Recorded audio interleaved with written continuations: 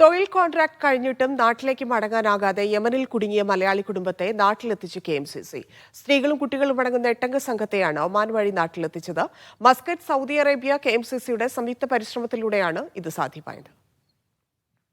തെക്കൻ യമനിലെ ഏദനിൽ സർക്കാർ നിയന്ത്രണത്തിലുള്ള സ്വകാര്യ ആശുപത്രിയിൽ ജോലി ചെയ്തു വരികയായിരുന്ന ഇടുക്കി സ്വദേശിനിയായ അഞ്ജനയും കുഞ്ഞുമാണ് തൊഴിൽ കോൺട്രാക്ട് അവസാനിച്ചിട്ടും നാട്ടിലേക്ക് മടങ്ങാൻ സാധിക്കാതെ യമനിൽ കുടുങ്ങിയത്. പാസ്പോർട്ടിന്റെ കാലാവധി കഴിഞ്ഞതാണ് വിനയായത്. കഴിഞ്ഞ വർഷം ഓഗസ്റ്റ് 19 ജനിച്ച മകന് പാസ്പോർട്ട് എടുക്കാനും സാധിച്ചിരുന്നില്ല. ഇതോടെ കുടുംബത്തിനാകെ നാട്ടിലേക്ക് പോകാനാവാത്ത നില വന്നു. നിലവിൽ യമനിൽ ഇന്ത്യൻ എംബസി സൗകര്യം ഇല്ലാത്തതായിരുന്നു ദുരിതത്തിന്റെ പ്രധാന കാരണം.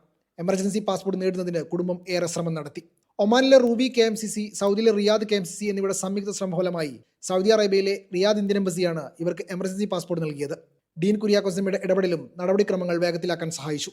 അങ്ങനെ ഈ 3 പേരോടെ ഞങ്ങൾ കൊണ്ട് എയർപോർട്ടിൽ കയറ്റി വിടാനെ കൊണ്ട് ചെന്ന് എന്നിട്ട് അവരെ എമിഗ്രേഷനിൽ നിന്ന് കയറ്റി വിട്ടില്ല. അവർ പറഞ്ഞ് ഈ ഒരു ഡീറ്റെയിൽസും കൊണ്ട് പോകാൻ പറ്റില്ല.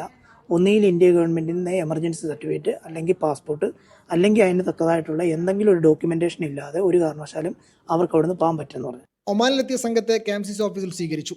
2 ദിവസത്തെ വിശ്രമത്തിന് ശേഷം ഇന്ന് മസ്കത്ത് വിമാനത്താവളത്തിൽ നിന്നും സംഘം കൊച്ചിയിലേക്ക് തിരിച്ചു. Media 1, Muscat.